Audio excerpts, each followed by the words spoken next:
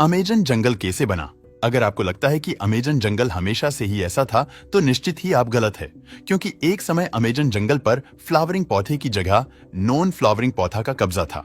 पर एक दिन अचानक से हुई एक घटना की वजह से ये पूरी तरह से बदल गया, क्योंकि आज से करीब 47 करोड़ साल पहले धरती पर जीवन की शुरुआत हुई। तब पूरी की पूरी प्लांट लाइफ फॉर्म्स जिम्नोस्पर्म्स और लिकोफाइट्स को मिलाकर बनी थी, क्योंकि उस समय फ्लोरिंग पौधा का कोई वजूद नहीं था। वैसे फ्लावरिंग के उत्सर्जन की बात करें तो रिकॉर्ड के अनुसार इनका उत्सर्जन आज से करीब 1 अरब 35 करोड़ साल पहले का ही माना जाता है। और तो और ये अपनी शुरुआती इतिहास में छोटे से झाड़ के रूप में पाए जाते थे, लेकिन देखते ही देखते करीब 7 करोड़ साल पहले एक बड़े टकराव की शुरुआत हुई, जिसके चलते फ्लावरिंग पौधे में विविधता देखी गई और वो फैलते चले गए। ऐसा माना जाता है कि आज के कोलंबिया के जंगलों में पाए जाने वाले आधे पेड़ों की जगह फ्लोरिंग पौधे ने ले ली, पर फिर भी वो पूरी तरह से नॉन फ्लोरिंग पौधे की जगह नहीं ले पाए, जिसके चलते उनका गतिरोध और भी ज्यादा बढ़ता गया। जिसके बाद आखिरकार वो दिन आ ही गया जिससे धरती की प्लांट लाइफ पूरी तरह से बदलने वाली थी,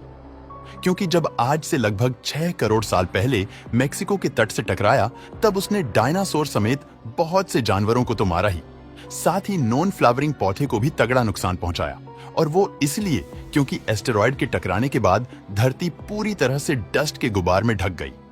जिस वजह से करीब 1 साल तक सूरज की रोशनी धरती तक नहीं पहुंच सकी।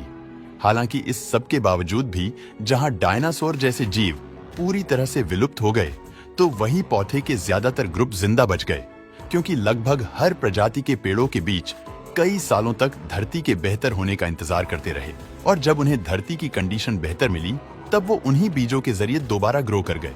जिसके परिणाम स्वरूप अमेजन जंगल में नॉन फ्लावरिंग पौधे की जगह फ्लावरिंग पौधे का कब्जा हो गया। वैज्ञानिक की माने तो उन्होंने पिछले 2 दशकों में कोलंबिया स्थित कुल 40 लोकेशन से मिले हजारों प्लांट की स्टडी में ये पाया कि एस्टेरॉयड के टकराने से पहले अमेजन जंगल में जहां फ्लावरिंग पौधे 48% और नॉन फ्लावरिंग पौधे 52% थे, तो वही एस्टेरॉयड के टकराने के बाद ये समीकरण पूरी तरह से बदल गया। इस इम्पैक्ट के बाद अमेजन जंगल में फ्लावरिंग पौधे का प्रतिशत 48 से बढ़कर 84% हो गई। आप सभी के मन में ये सवाल जरूर आ रहा होगा कि आखिर एस्टेरॉयड इम्पैक्ट से ऐसा क्या हुआ जिसने साउथ अमेरिका के जंगलों का स्ट्रक्चर ही बदल कर रख दिया। जब एस्टेरॉयड इम्पैक्ट के बाद डस्ट और स्मोक का गुबार आसमान में फैल गया, तब उसने हजारों टन फास्फोरस धरती पर छोड़ी, जो कि एक फर्टिलाइजर बॉम्ब के बराबर था।